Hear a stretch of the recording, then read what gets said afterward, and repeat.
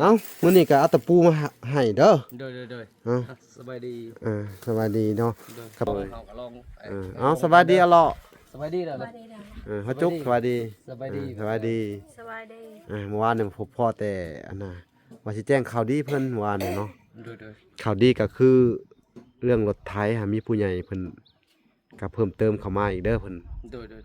ประมาณ300โอ้ความพันก็จะเป็นจริงได้นี่โดย300มันก็ถืออยู่คนเนาะก็คือคู่ผัวเมียพี่น้องเอ้ยคือทางอ้ายเพิ่นอยู่ทางอันฝรั่งเศสพี่น้องเอ้ยเพิ่นก็อันน่ะเพิ่นว่าสิได้อันพาเข้ามาสมทบกับทางแม่ตู้เด้อโดยสาธุทางแม่ตู้ USA พี่น้องเอ้ยปูนั้นมันสั่นนะโอ้ตะปูใหม่มาแล้ววันนี้เอ้าโอ้งามได้พี่น้องเอ้ยเพิ่นเฮ็ดไว้สิก็ได้คงหลังคาหน้าบาดาลพอบ่สังกะสีพาด้วยบ่ได้เฮ็ดตัวนี้ก็เอาครัวอีกโอ้ขยายหัวออกไปผู้โดยปอโธ่บ่ได้เฮ็ดตัวนี้แหละขยายหัวโดยถือว่าว่างแล้วพี่น้องวานนี่เพิ่นบ่ได้เฮ็ดว่างแล้วมื้อนี้ก็เลยว่างก็ว่าว่าเมียเฮาว่าเฮ็ดนะครับเฮาก็เฮ็ดช่วยกันเฮ็ดต่อไปนี่ถ้าว่าสมมุติว่าพันเป็นจริงนี่เนาะเอ้าว่าเฮาสิง่ายๆนี่ก็เฮาสิว่าปลูกบ่เพิ่นก็จักสิเป็นจักพอแหละก็สิปลูกเบิ่งมันต้องได้เป็นแหละถ้าเฮาปลูกลงมืออีจักแล้วยามเทื่อก็มันบ่เป็นว่าคิดว่าโอ้ขี้หมูใส่หมูเฮาต้องลองเบิ่งเนาะโดยดินเนี่ยฮอดสายดินเนี่ยเอาดินจันซี่ดูดินเฮาว่าคุณเด้กบเด้อว้ายแสดงว่าเจ้าเฮ็ดหัวใหญ่เด้ออ้อมเลยเด้อเฮ็ดหัวอ้อมเฮือนเด้อตามพุ่นอ๋อดินหลายเติบแล้วนี่เด้อเฮ็ดหัวอ้อมเฮือนเด้อแล้วพี่น้องความพันใกล้สิเป็นจริงแล้วพี่น้องเนาะสู้เด้อไอ้หมื่นเด้อสู้ถ้าว่าได้รถไถก็1มาพี่น้องเฮ้ยเจ้าต้องเฮ็ดเป็นหัวหน้าครอบครัวเด้อพาลูกพาเต้าปลูกมักพริกแป้งนัวอะไรปลูกแป้งนัวปลูกบักพริกผักพายเนาะปลูกผักปลูกหญ้านั่นแหละพี่น้องเอ้ยเว้าผิดอีกแล้วพี่น้องขอโทษขออภัยนำไอ้มื้อนี่พาตลกตลอดเลยพี่น้องเอ้ยเว้าหัวเอา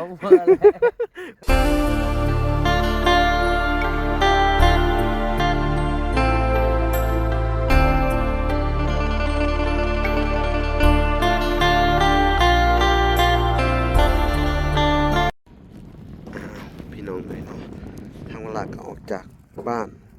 เอ้ยบุญมีแล้วก็มาต่อที่บ้านไอ้หมื่นต่อเนาะพี่น้องเนาะกาดสบายดีเบิดสู่คู่สู่คนพี่น้องเอ้ยก็ยินดีเข้าสู่ช่อง YouTube เบาละสายบุญคุณธรรมคือเก่าพี่น้องเอ้ยเส้นเก่าเส้นเคยทักทายสบายดีเนาะ FC ทางฝั่งไทยและ FC ทางฝั่งลาวและ FC ต่างประเทศพี่น้องเอ้ยเนาะมื้อนี้ทางวลาก็ได้ซื้อตะปูมาให้ทางไอ้หมื่นเนาะสบายดีไอ้หมื่นสบายดีสวัสดีเด้อบ่ได้ฮะจำนี่ไปหาหน่อไม้ก็บ่ได้หาหน่อไม้ก็บ่ได้ในซำนี้เอาก็เลยก็เอาไว้ให้บ่าวลากินเอาไว้ให้เฮาอีกนี่พี่น้องได้กิน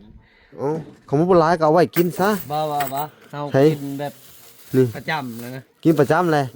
เอามื้อกินแล้วมันบ่หลายก็เอาไว้ซะไอ้มื้อนี่เอามื้อกินเอ้ามื้อนี้ก็เอาตะปูมาให้เด้อสบายดีสบายดีเนาะก็เป็นงบประมาณที่เวลาติดเพิ่นแล้วก็สิได้จ่ายค่าน้ำไว้อันน่ะค่าเพิ่นสร้างไปเฮ็ดน้ำเด้อพี่น้องเอ้ยงบเพิ่นก็อันนั้นแหละพี่น้องเอ้ยคือเวลาได้เว้าไว้เนาะว่าติดหนี้เจ้าแล้วก็ฮักอันเอามาใส่เพิ่มใส่กับอันน่ะพี่น้องเอ้ยเพิ่มใส่กับไม้แป้นน่ะ150,000แล้วก็มาซื้อตัวนี้ประมาณอันน่ะ40พี่น้องเอ้ยเนาะแล้วก็ที่เหลือก็สิได้ไปจ่ายค่าเพิ่นเฮ็ดน้ำบาดาลให้เนาะค่าท่อแป๊บเพิ่นเนาะแม่นละเป็นจังได๋อยู่ดีมีแฮงอยู่ดีมีแฮงอยู่มีข้าวกินปลาเบิดแหละเนาะอันนั้นก็เจียกันอยู่เนาะสำลีพี่น้องเอ้ยจักเฮ็ดจังได๋เนาะบรรยากาศยามค่ำๆพี่น้องเอ้ยเนาะก็ได้มาเยี่ยมยามทางไอ้หมื่นเนาะเมื่อวานทางวลาก็ได้เข้ามาอยู่พี่น้องเอ้ยเข้ามาได้พาเฮาไปวันสิไปลงคนตายนะไปงานเฮือนดีโดยแม่นละไปปลงศพเนาะโดยแม่นละเอาก็จนค่ำปานนี้ก็ยังบ่ทันได้ลงไปซ้ำนี่ยังบ่ทันลงโดยไปกับหมู่กับไปนั่นแหละไปอยู่นำหมู่นั่นแหละก็ยังลองกับเฮาก็คิดว่าเฮาก็ พอ จุดจักโมงวะนี่ซะ จุด2 โมงปลายกะ อืม กลับคืนนี่เขาว่ากลับคืน อ๋อ กลับคืนกะประมาณคำมิลลินะประมาณจะตกมันจะเฮา โดย เขาก็ลง เอาสบายดีอะเลาะ สบายดีเด้อ เฮาจุกสบายดี สบายดี สบายดี สบายดี เมื่อวานเนี่ยพบพ่อแต่อันน่ะว่าสิแจ้งข่าวดีเพิ่นเมื่อวานนี่เนาะ โดย ข่าวดีก็คือเรื่องรถไถหามีผู้ใหญ่เพิ่นก็เพิ่มเติมเข้ามาอีกเด้อเพิ่น โดย ประมาณ300โอ้ความพันก็จะเป็นจริงเด้อนี่ สาม โดย คู่ผัวเมียพี่น้องเอ้ยคือทางอ้ายเพิ่นอยู่ทางอัน โดย ฝรั่งเศสพี่น้องเอ้ยเพิ่นก็ นั่นแหละ อันน่ะเพิ่นว่าสิได้อันผากเข้ามาสมทบกับทางแม่ตู้เด้อ โดยสาธุ ทางแม่ตู้ USA พี่น้องเอ้ยทางแม่ตู้ USA ก็ปัจจุบันนี่พี่น้องเอ้ยเนาะทางแม่ตู้เพิ่นก็ได้ไปผ่าตัดเด้อ โดย ผ่าตัดอันเกี่ยวหูเนาะ โดย และเฮ็ดให้การผ่าตัดอันเขาเอิ้นว่าอิหยังเจียหูที่มันมีอันอักเสบแล้วมันมีหนองไหลออกมาหยังหั้นนะประมาณนี้เด้อเพิ่นก็บ่อยู่ดีมีแฮงเด้อทำให้ตู้ที่ช่วยเหลือเจ้าหา โดย แล้วครับเพิ่นก็ว่าสิผากเงินมาให้นี่จักสิเป็นจังไดต่อเนาะเพิ่นก็จะเป็นต้องใช้เงินได้มื้อนะในการผากเงินมากะคือสิแหละ โดย เพิ่นเป็นห่วงทุกคนที่เพิ่นช่วยเหลือหลายหมู่หลายบ่อน โดย ตั้งแต่เพิ่นช่วยมานี่ห่วยบ่เข้าร้อยครอบครัวนี่ก็ว่าเติบแล้วบ่จักเนาะมันหลายหมู่หลายบ่อนเนาะบ่ได้มีแต่ทางช่องทางช่องบ่ล่ะเนาะช่องคนอื่นนำแน่พี่น้องเอ้ยเพิ่นช่วยไปเพิ่นผากนั่นผากนี่เนาะหลายๆหมู่หลายๆบ่อนเนาะในการช่วยเหลือเด้อ โดย คือแม่ตู้นี่เพิ่นเป็นผู้ที่จิตใจพระเวทอริยรอ โดย เทววุฒิเทวดา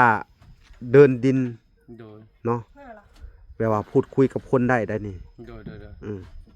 เป็นจังได๋อานาเจ้าก็เพิ่นเป็นห่วงไดครอบครัวหนึง โด เลย ยแม่นแหละเฮาก็เป็นห่วงคือกันแหละ อืม เฮาบ่มีจะให้ในตู้บ่เฮิด เนาะ ให้มันมี อื เฮามี ม คนถูก โดย ว่ากันเขาได้เพื่อนได้ชาญน่ะก็ ก็ได้ยอดเพิ่น แม่ตู้แหละ อืม สาธุ โดย แม่ตู้มันยืน สาธุ อยู่ดีมีแฮงแหละ โดยให้เพิ่นหายเนาะ โดย ให้เพิ่นหายเจ็บหายปวดหายทรมาน โดย เนาะในโลกที่เป็นอยู่เนาะคือ โดย ยกตัวอย่างก็คือการผ่าตัดครั้งนี้ก็ขอให้เพิ่นแผลเพิ่นอักเสบเป็นหยังก็ขอให้เพิ่นหายเป็นปกติเนาะสาธุสาธุเด้อบุญรักษาเทวดาคุ้มครองขอให้สิ่งศักดิ์สิทธิ์เนาะทั้งหลายเนาะ แม่น ความดีความงามความเมตตาสร้างไว้เนาะ โดย ไปปกปักรักษาเพิ่นเนาะ โดยสา ไปคุ้มครองเพิ่นขอให้เพิ่นอย่าได้ทุกข์ทรมานขอให้เพิ่นหายเจ็บหายปวด โดยส หายพยานโรคาเด้อแม่เด้ สา อทางวลากับบ่ฮู้สิเฮ็ดจังไดพี่น้องเอ้ย ทางวลาก็ได้ยินข่าวเพิ่นถูกทรมานเพิ่นเจ็บวลาก็เจ็บคือกันจักเจ็ดจังไดเนาะ โดย เจ็บปวดคิดฮอดเพิ่นเป็นห่วงเพิ่นพี่น้องไง โดย เนาะเพราะวลาก็บ่ได้ลืมพระคุณเพิ่นวลาก็ได้ใช้ได้จ่ายได้เงินนำเพิ่นที่ว่าเพิ่นช่วยเหลือวลาคือกันเด้อ โดย เนาะ โดย เพิ่นก็เป็นผู้ที่มีพระคุณกับบ่หลาหลายพี่น้องเอ้ยทำให้ตู้เนาะ แม่น ก็ขอให้เพิ่นหายเจ็บหายไข้หายพยานโรคา สาธุ หาย โดย ป่วยพี่น้องเอ้ยเนาะ โดย ในครั้งนี้ก็ขอให้แผลสมานขอให้เพิ่นหายกลับมาเป็นปกติเนาะ โดยแม่น ถ้าไอ้หมื่นก็เป็นห่วงคือกันเนาะไอ้หมื่น โดย อืมพี่น้อง คือกันแหละ แต่ก็ นี่แหละพี่น้องเอ้ยก็มาแจ้งข่าวดีเพิ่นเนาะแต่ก็ข่าวมีข่าวบ่ค่อยดีก็คือมีผู้ใหญ่ที่ช่วยเหลือเนาะ โดย ไอ้หมื่นก็คือแม่ตู้แล้วเพิ่นก็สุขภาพบ่ค่อยดีเนาะโอ้ยสาธุพี่น้องเอ้ย สาธุให้ จักเสียจังไดขอให้เพิ่นอายุมั่นยืนเด้ โด อย อายุยืนยาวพี่น้องเอ้ย โดย ขอให้ความดีความงามของเพิ่นที่เพิ่นสร้างไว้พี่น้องเอ้ยที่เฮ็ดกับผู้คนมามากมายหลายหมู่หลายบ่อนเนาะ โดย ให้ไปปกปักรักษาสิ่งศักดิ์สิทธิ์มีจริงในโลกเนี่ยขอให้เพิ่นหายเจ็บหายปวดด้วยเถิดสาธุพี่น้องเอ้ยทางเวลาแล้วก็ทางว่ามื้อนี้แหละพี่น้องเอ้ยก็สิขอเป็นกำลังใจให้เด้อแม่ตู้เนาะบ่มีหยังสิตอบบุญแทนคุณ โดย ก็มีแต่กำลังใจนี่แหละเนาะขอให้เพิ่นหายไวๆเนาะ แม่นละ เนาะพี่น้องเอ้ยเป็นข่าวดีอีกได้เนาะ โดย แต่การเรื่องคอมเมนตู้ก็โอ้พี่น้องเอ้ยเนาะมีข่าวดีแล้วก็ข่าวคือบ่ค่อยดีก็คือถ้าแม่ตู้เพิ่น โดย เนาะ แม่นละ เข้าห้องหมอก็จะเป็น ญาติเจ็ด อืม ให้แม่ตู้ แรกๆก็ โดย เพิ่นว่าสิ ผากมาให้เจ้าก็จักสิเป็นจังไดเฮาก็บ่ฮู้อนาคตพี่น้องเอ้ยขอให้เพิ่นหายดีไวๆยังว่าเพิ่นก็จะเป็นต้องใช้เงินเนาะ โดย แต่ว่าสิต้องได้เลื่อนออกไปอีกอดเอาก่อนเด้อไอ้หมื่นเด้อ โดย ผู้ใหญ่เพิ่นก็คือว่าล่าเว้าแหละเนาะ โดย คนเฮามองบ่เห็นอนาคตพี่น้องเอ้ยเนาะ แม่นแหละ บางเทื่อเว้ากันว่าสิซอยอยู่สู้กะเกิดเรื่องบ่ดีในครอบครัวคือไปสิแลไอ้หมื่น โดย อดเอาเด้อเจ้าก็เด้อ โดย บ่ต้องไปหยังเนาะคือผู้ใหญ่ผู้ที่อันน่ะเพิ่นช่วยเหลือกับพัดอันน่ะผ่าตัดเนาะ โดย เจ็บเป็นเอ็นอุ่นจังเฮ็ดเป็นได้แนวสิ่งที่เฮาห้ามบ่ได้แหละนี่แหละคือชีวิตอันน่ะของคนพี่น้องเอ้ยเนาะเฮามองบ่ฮู้อนาคตเจ้าของว่าสิเป็นจังไดเนาะยกตัวอย่างคือบัลาดนี่มองบ่ฮู้อนาคตเจ้าของเลยพี่น้องเอ้ยเนาะบ่ฮู้ว่าสิเป็นจังไดในอนาคตเนาะ แม่นแหละ อนาคตภายภาคหน้าเฮาบ่ฮู้เลยชะตาชีวิตของเจ้าของพี่น้องเอ้ยเนาะ โดย แต่ที่ฮู้ปัจจุบันนี่ก็คือว่าล่ะสิทำวันนี้ให้ดีที่สุดพี่น้องเอ้ย โดย คือช่วยเหลือคนสำที่ช่วยได้แล้วก็เฮ็ดให้มันดีที่สุดพี่น้องเอ้ย โดย ก็ต้องขอบคุณ FC ผู้ใหญ่ใจดีทุกท่านพี่น้องเอ้ยช่วยเหลือมาว่าล่ะก็สิเฮ็ดให้มันดีที่สุดสำที่เฮ็ดได้พี่น้องเอ้ยเนาะคือเรื่องการช่วยเหลือเด้อ โดย เพิ่นให้จังได้เนาะ โดย ถ้าเพิ่นบ่ให้ทั้งว่าล่ะก็บ่ได้พี่น้องเอ้ยเนาะก็คืออ้ายเพิ่นให้มาแจ้งข่าวดีนี่ก็คือเพิ่นเว้าว่าเพิ่นสิพากมาซอยเจ้าอีก300เพิ่นว่าเด้อ โดย เนาะในเรื่องของรถไถพี่น้องเอ้ยถ้าเป็นไปได้ก็ถ้าเจ้ามีบุญวาสนาก็คงสิได้เนาะ โดย ถ้าบ่มีก็อดใจรอก่อนเนาะ โดย เอาล่ะก็นี่แหละก็สิมาอัปเดตไปเรื่อยๆพี่น้องเอ้ยก็สิเข้ามาอัปเดตเพิ่นพี่น้องเอ้ยอีกพังเบิ่งอีกจัก 2-3 มื้อพี่น้องเอ้ยทางรถน้ำบาดาลที่ว่าสิได้ไปเจาะให้ทางอันในบ้านก็ยังบ่ทันได้มาง่ายอยู่พี่น้องเอ้ยคือก็ว่าตกมุ้งอีหยังประมาณนี้แหละเด้อไอ้หมื่นทางเจ้าก็สู่ต่อไปเนาะหาอยู่หากินคือเก่าบ่ แม่นแหละ เลี้ยงลูกเลี้ยงเต้าเนาะ โดย จักสิเฮ็ดจังไดเนาะในเมื่อชีวิตเฮาซ้ำนี่ก็ถือว่าประสบความสำเร็จหลายเติบแล้วได้นี่มีบ่อนอยู่อาศัยที่มั่นแก่นพี่น้องเอ้ยใครแน่แต่ดินบ่ได้ซื้อดินเจ้าเองเนาะ โดยแม่นแหละ อืมแต่ว่าขาดปัจจัยพี่น้องเอ้ยครับปัจจัยในการดำรงชีวิตเนาะเนาะใครแน่แต่ว่าเพิ่นมีดินเจ้าของแน่ให้นาตะกร้านี่หลายอยู่บ่ไอ้หมื่นขอ พ่อ ถาม นะ นะ บ่ได้ลาย พอได้อยู่ได้กินเนาะได้ยินเมียจะเว้า ไปให้นี่แหละ สิไปหายได้ยินเมียจะเว้าว่าถ้าเฮ็ดทันหมู่ก็มีข้าวอันน่ะอันได้กินหลายกว่าเก่าเนาะถ้าเฮ็ดบ่ทันก็ได้อยู่10ซอบเป็นบ่ แม่นแหละคันเฮ็ดพร้อมกับหมูก็ได้กินหลายประมาณ30ซอบนี่แหละ 30เนาะ โดย ก็พอได้ เฮ็แบบตามรางหมู่ก็ได้ อืม มันบ่มีเฮามีรถไถก็ได้ อ่า หมู่แล้วก่อนจักเฮาเฮ็ดน้ำราง อืม เฮ็ดคือเขามีแบบบอกก็เนาะอุ๊ยอยากเฮ็ดแต่ก็ฮอดหมู่แล้วคันมี นั่นก็เป็นกำลังใจให้อีกทางหนึ่งเด้อ โดย สู่ต่อไปพี่น้องเอ้ยเนาะคือว่าชีวิตของแต่ละครอบครัวพี่น้องมันก็แตกต่างกันไปเนาะคือยกตัวอย่างคือไอ้หมื่นนี่ก็อาณา นั่นแหละ ทางทีมงานช่วยเหลือเนาะ โดย ก็ได้เป็นต้นทุนให้พี่น้องซื้อไม้ซื้อตอกมาให้แล้วเพิ่นก็มีพอเฮ็ดเป็นแน่เนาะพี่น้องหรือว่าก็เลยเฮ็ดเองเนาะ โดย ที่จริงเขาเคยเฮ็ดเฮือนบ่หรือว่าเฮ็ด บ่เฮาก็บ่เคยเฮ็ดแหละ แล้วก็หมู่กับหมู่เฮ็ดให้ก็บ่เข้าใจก็เข้าใจบ่ อ๋อไปเบิ่งน้ำเขาเนาะไปเฮียนน้ำเขาเนาะ โดยบ่ก็บ่เข้าใจก็ไปถามหมู่ไป อ๋อ เฮ็ดได้แบบนี้ เออ ไปคีดให้กับหมู่คีดให้ก็เฮ็ดเอง มันต้องแบบนี้แหละพี่น้องเอ้ยเนาะคือว่าไอ้หมื่นนี่ที่เพื่อผ่านมาเนาะความทุกข์ยาก แม่น ก็คือบ่มีโอกาส โดย แหละพี่น้องเอ้ย แม่นแหละ คือว่าหลาเว้าหลายๆอย่างพี่น้องเอ้ยหลายๆคลิปเนาะคือในหมู่บ้านแห่งนี้ค่อนข้างจะยากจนหลายครอบครัวพี่น้องแล้วก็ โดย บ่มีเวียกเฮ็ดงานทำเนาะ โดย ตกน้ำแรงกับพี่น้องเอ้ยป่าไม้แถวนี้โลนหมดเนาะ โดย อันนี้ก็ย่ำพ้นแหละมันจะเคี้ยวขึ้นมาเนาะใบไม้พริก แม่นแหละ ปรุงขึ้นมาพี่น้องเอ้ยนี่แหละแต่ก่อนโอ้ยแห้งแล้งพี่น้อง น้ำกินน้ำไส้นี่เนาะ บ่มีหันยาสิปง น้ำกินน้ำไส้ก็ โดย หายากซ้ำพี่น้องเอ้ย โดยแม่นแหละ บัดนี้ก็สิให้เจ้าดำเนินการเรื่อง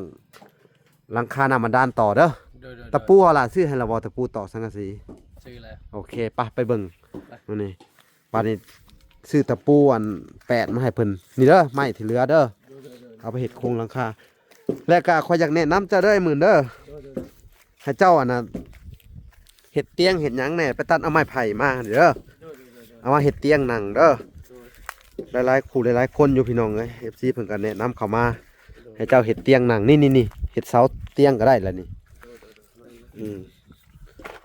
นี่ก็โอเคแล้ว มันท่อบ่ได้ตะปูนะมันสั่นนะ โอ้ตะปูใหม่มาแล้ววันนี้เอ้าโอ้งามได้พี่น้องเอ้ยเพิ่นเฮ็ดไว้สิก็ได้โครงหลังคาหน้าบาดาลพอบ่สังกะสี พอด้วยบ่ได้เฮ็ดตัวนี้ก็ เออ เอาครัวอีก โอ้ขยายหัวออกไปผู้ โดย ปอโธ่บ่ได้เฮ็ดตัวนี้แหละขยายหัว โดย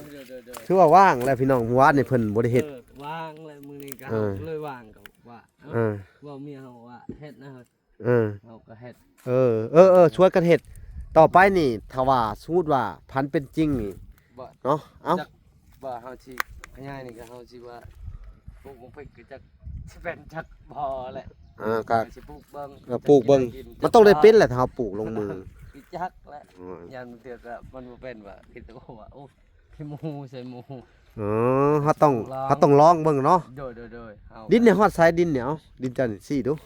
ดินเฮาว่าคุณเด้กบเด้อนะ ว้ายแสดงว่าเจ้าเห็ดหัวใหญ่เด้ออ้อมมาเลยเด้อ ตัวนี้ก็ไป เห็ดหัวอ้อมเฮือนเด้อ ตามพุ่น อ๋อดินหลายเติบแล้วนี่เด้อ โดย เห็ดหัวอ้อมเฮือนเด้อ แม่น ถ้าสมมุติว่าพันเป็นจริงเด้อ โดย ได้รถไถเด้อ แม่นแล้ว ไปแก่ไม้อันนี้มาเอามาเห็ดหัวอ้อมเฮือนเด้อ แม่นแล้ว เห็ดหัวสองสั้น เมียเฮาเนี่ยหามมาแต่หน้าเฮานี่ปีกตัวนี้เพราะว่าจะหามมันหนักแม่ หามมา โดย แบกมา2คนเลย บ่แบกมาผู้เดียวเอาก็ลงเฉย เมียมัก เอา แบกมาเนาะไม้ปีกไม้นี่ เอา มื้อนี้เพิ่นก็ขยายออกมาอีกพี่น้องเอ้ยนี่ เป็นยังไง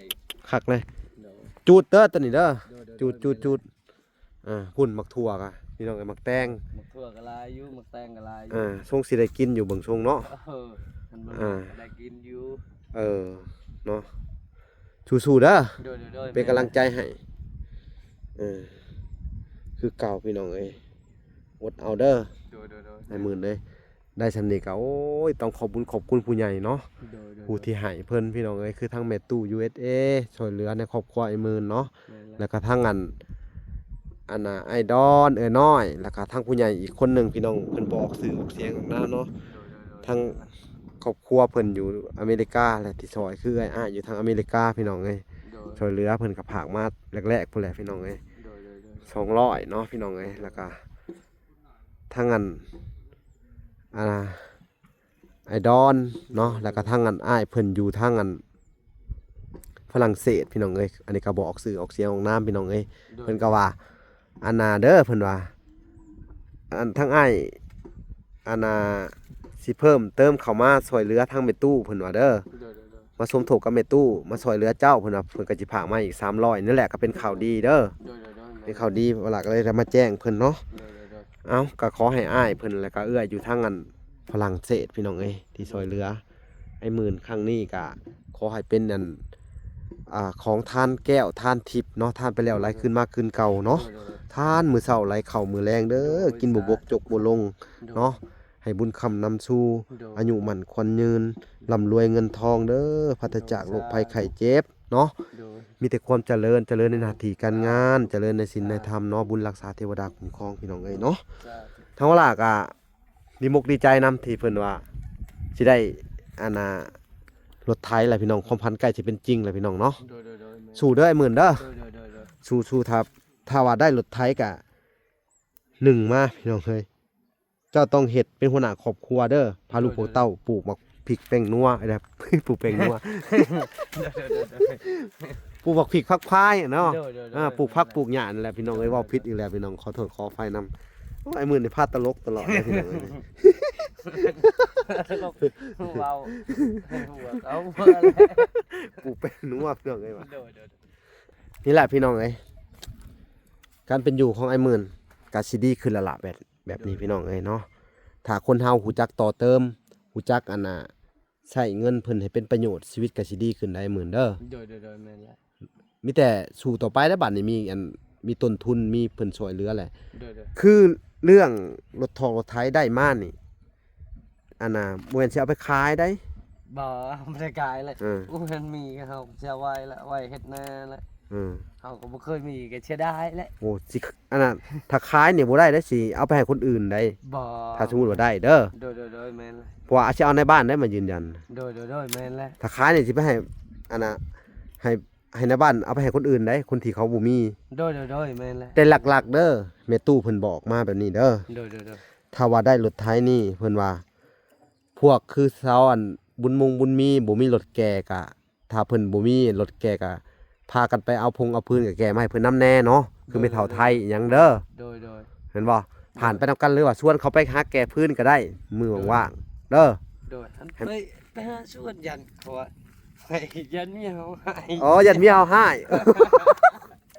เอามาสิก็ได้เอามาสิอันน่ะคันว่าออมสิเด้อสิว่าให้ฟังเด้อยันเมียให้ได้พี่น้องเอ้ยไปหาเนาะไปหาชวนผู้สาวลูกไม่เท่าไทยก็เป็นผู้สาวเนาะ แม่นละ เอ้ยบุญมีก็เป็นผู้สาวอีกแม่ล่ะ บ่ได้แล้วเนาะ โดยเพิ่น ก็มีแต่ว่าแบบสิฮักก็สิว่า บ่มีก็ไปยืมเอาก็ได้เฮาให้ดอกรถ อ๋อ ไถนะเฮาสิขับให้ก็เอามากลับแต่คนอื่นมาขับ ว่าซั่นเนาะ โดย ยันเมียห้าอีกตอนเขาสิเว้าเลวเลยเนาะ เขาพันแฮงเว้ากันง่ายเนาะ แม่น เอาเลยพี่น้องเอ้ยยากกูได้เนี่ยสิเฮ็ดจังได๋ล่ะบาดนี้โอ้เนาะเอา เฮายัน เออ ยันมีเยอะได้เฮา ยันเมียเนาะ โดย ยันเมีย มันมีเว้าก็เฮา เออยันเมียอีก โดย เอาเลยพี่น้องเอ้ยอันตรายได้อคำเมียหายเนาะ โดยแม่นละ